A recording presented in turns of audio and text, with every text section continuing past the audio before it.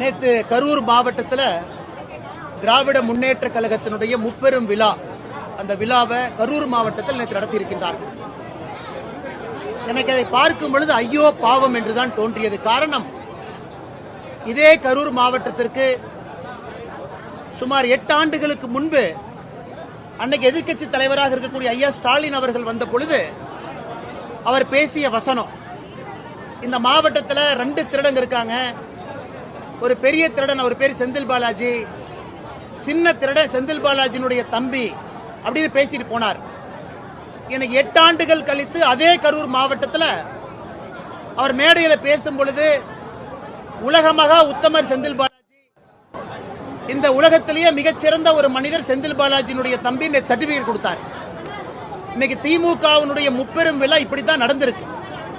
எந்த மாவட்டத்தில் 8 ஆண்டுகளுக்கு முன்பு இருவருக்கு திருடர் பட்டம் கொடுத்தாரோ, ஊழல் பட்டம் கொடுத்தாரோ, இன்னைக்கு அதே மாவட்டத்தில் அந்த 2 பேர்த்த வச்சு அந்த விழாவை நடத்தியிருக்கும் பொழுது நமக்கு என்ன தெரியுதுன்னா, தமிழகத்தினுடைய முதலமைச்சர் ஐயா மு.க. ஸ்டாலின் அவர்கள் ஒரு மண் குதிரையின் மீது அமர்ந்து காவேரி கரையை நோக்கி போறார்.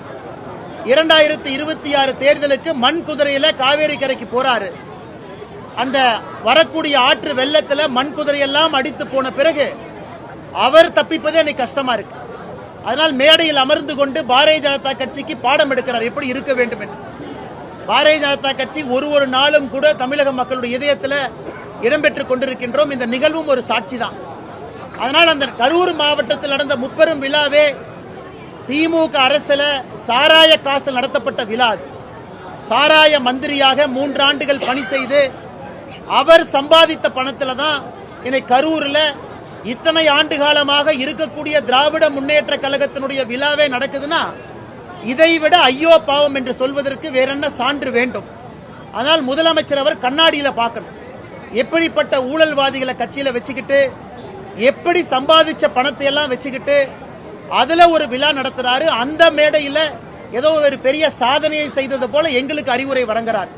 அதனால் முதலமைச்சர் அவர்களுக்கு எங்களுடைய தாழ்மையான வேண்டுகோள், ஐயா கண்ணாடியை பாருங்க, முகத்தை பாருங்க, எப்படிப்பட்ட ஊழல்வாதிகளை வச்சிருக்கீங்கன்னு பாருங்க. அதன் பிறகு பாரதிய ஜனதா கட்சிக்கு அறிவுரை கொடுக்கும். தலைவர் அண்ணன் செல்வ பெருந்தகை அவர்கள் ஒரு விஷயத்தை புரிஞ்சுக்கணும். இன்னைக்கு திமுகவுக்கு எடுபடியாக தமிழகத்தில் ஒரு கட்சி இருக்குன்னா காங்கிரஸ் கட்சி. அந்த காங்கிரஸ் கட்சியினுடைய பெயரை தமிழக எடுபடி கட்சின்னு மாத்திரலாம். ஏன்னா திமுகவுக்கு எடுபடி செய்வதற்காக மட்டும்தான் ஒரு கட்சி. இன்னைக்கு பாரதிய ஜனதா கட்சி ஒரு மாநிலத்திலும் புதிய மாநிலத்தில் ஆட்சிக்கு வந்துகிட்டே இருக்கிறோம்.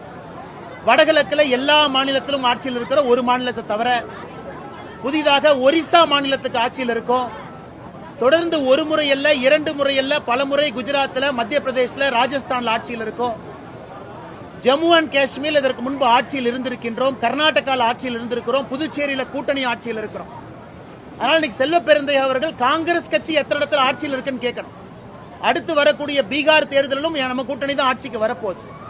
ஆனால் திமுகவுக்கு எடுபடியாக ஒரு கட்சி தமிழ்நாட்டில் காங்கிரஸ் இருக்கு. இன்னைக்கு காங்கிரஸ் கட்சி வைத்தறிச்சல்ல பாரதிய ஜனதா கட்சியை பார்த்து அப்படி இப்படிங்கிறாங்க. ஆனால் செல்வ பெருந்தை அவர்களுக்கும் இதே அறிவுரை தான். ஐயா ஸ்டாலின் அவர்கள் கண்ணாடி பார்க்கும்போது நீங்களும் பக்கத்துல இருந்து எட்டி பாருங்க, அதுல உங்க முகம் தெரியும். உங்க கட்சி இன்னைக்கு அதல பாதாளத்துல தமிழ்நாட்டில் எங்க இருக்குன்னு உங்களுக்கே தெரியும். கட்சியே இல்லாம தலைவர்கள் இருக்கின்ற ஒரு கட்சியாக காங்கிரஸ் கட்சி மாறிடுச்சு.